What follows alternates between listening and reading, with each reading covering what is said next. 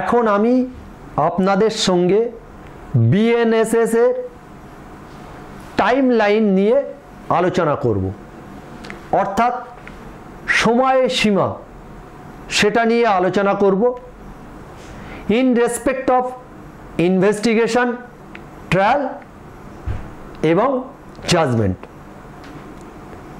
এটা কিন্তু আপনারা পাবেন ভারতীয় নাগরিক সুরক্ষা সংহিতা 2023-তে।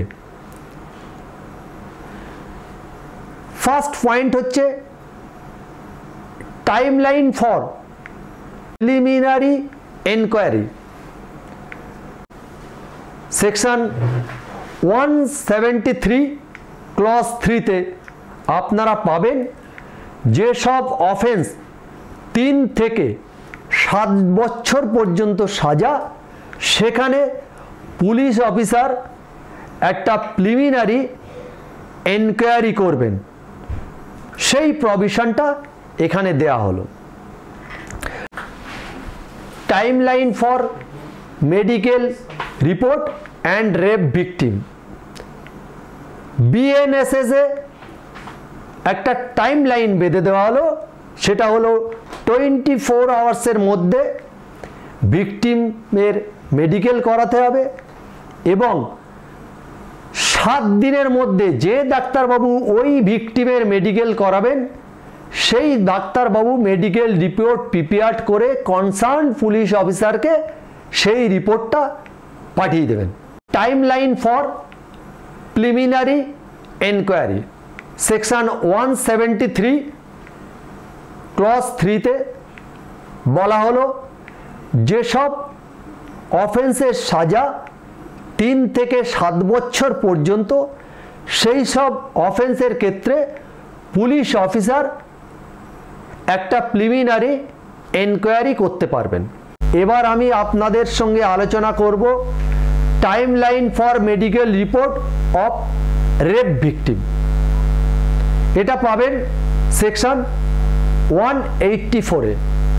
সেখানে কি বলা হলো, রেপ ভিকটিমের ক্ষেত্রে উইদিন 24 আওয়ার্স তাকে মেডিকেল করাতে হবে এবং মেডিকেল করানোর সঙ্গে সঙ্গে আরও একটা জিনিস সেখানে অ্যাড করা হলো, সেটা হলো যে মেডিকেল অফিসার রেপ ভিকটিমের মেডিকেল এক্সামিনেশন করবেন তিনি উইদিন 7 ডেজের মধ্যে মেডিকেল রিপোর্টটা কনসার্ন পুলিশ অফিসারের কাছে পাঠিয়ে দেবেন।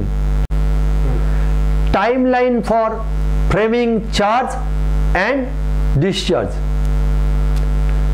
সেকশন 250-তে 250 অফ বিএনএসএস এ আপনারা পাবেন কমিটমেন্টের 60 দিনের মধ্যে অ্যাকিউজডকে ডিসচার্জের পিটিশন দিতে হবে এবং ডিসচার্জের হিয়ারিংয়ের 60 দিনের মধ্যে চার্জ ফ্রেম করতে হবে। এবার আপনাদের সঙ্গে আলোচনা করব timeline for pronouncing judgement. Section 258 of BNSS. এখানে পরিষ্কার করে বলা হলো আর্গুমেন্ট শেষের 30 দিনের মধ্যে জাজমেন্ট দিতে হবে। যদি জজ সাহেব না দিতে পারেন তাহলে রিজন রেকর্ড করে 45 ডেজের মধ্যে জাজমেন্ট দিতে হবে। আমরা এর আগে সিআরপিসিতে কোনো জায়গায় নির্দিষ্টভাবে কোনো কিছু বলা হয়নি যে কত দিনের মধ্যে জাজমেন্ট দিতে হবে, কিন্তু বিএনএসএস বলে দিল পরিষ্কার করে 30 থেকে 45 দিনের মধ্যে, আর্গুমেন্ট শেষের 30 থেকে 45 দিনের মধ্যে জাজমেন্ট পাস করতে হবে। এবার আপনাদের সঙ্গে আলোচনা করব timeline for discharge the accused if complainant remain absent. অর্থাৎ 272 অফ বিএনএসএস। সেখানে কি বলা হলো, যদি হিয়ারিংয়ের দিন কমপ্লেনেন্ট কোর্টে প্রেজেন্ট না থাকে তাহলে 30 ডেজের তাকে সময় দেওয়া হবে কোর্টে আসার জন্যে। যদি না আসেন তাহলে আসামিকে খালাস করে দেওয়া হবে। এবার আপনাদের সামনে আলোচনা করব timeline for informing the informant to the progress of the case. Section 193 clause 3-তে ক্লজ 3 অফ BNSS এ বলা হলো যে 90 দিনের মধ্যে কমপ্লেনেন্ট বা ইনফরমেন্টকে তার কেসের প্রোগ্রেস নিয়ে জানাতে হবে। এবার আপনাদের সামনে আলোচনা করব টাইমলাইন ফর ফার্দার ইনভেস্টিগেশন। এটা সেকশন 193 ক্লজ 9 অফ BNSS এ আপনারা পাবেন।